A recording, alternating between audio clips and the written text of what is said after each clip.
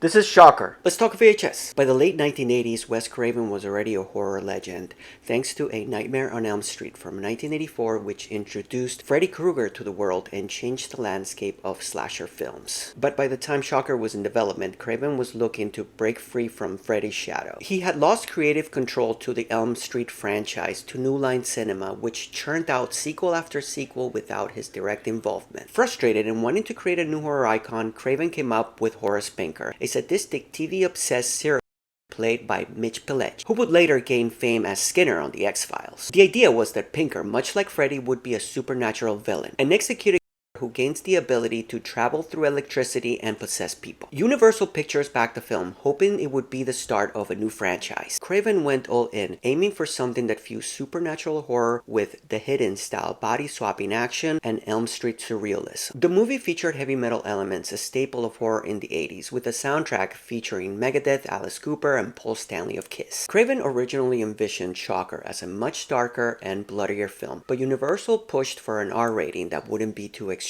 Several cuts had to be made to avoid an X rating from the MPAA, similar to what happened to Elm Street. Actor Peter Berg, who played the protagonist Jonathan Parker, would later become a successful director, directing such films as Friday Night Lights, Lone Survivor, etc. Heather Langenkamp, who famously played Nancy on A Nightmare on Elm Street, was reportedly considered for a role, but did not end up in the film. Michael Murphy, known for playing politicians and authority figures in films, played Jonathan's adoptive father. Despite Universal's hopes for a franchise, Shocker didn't electrify audiences. Released on October 27th, 1989, just in time for Halloween, it opened in third place behind Look Who's Talking and Black Rain, with a modest $4.5 million weekend. It ultimately made around $16.5 million domestically, which wasn't enough to justify sequels. Critics panned it, calling it a chaotic, unfocused mix of Elm Street and The Hidden, with a convoluted plot. Roger Ebert famously gave it 1 star, dismissing it as a cheap attempt to launch another Freddy Krueger. Fans weren't fully sold on Pinker either. He lacked the dreamlike menace of Freddy,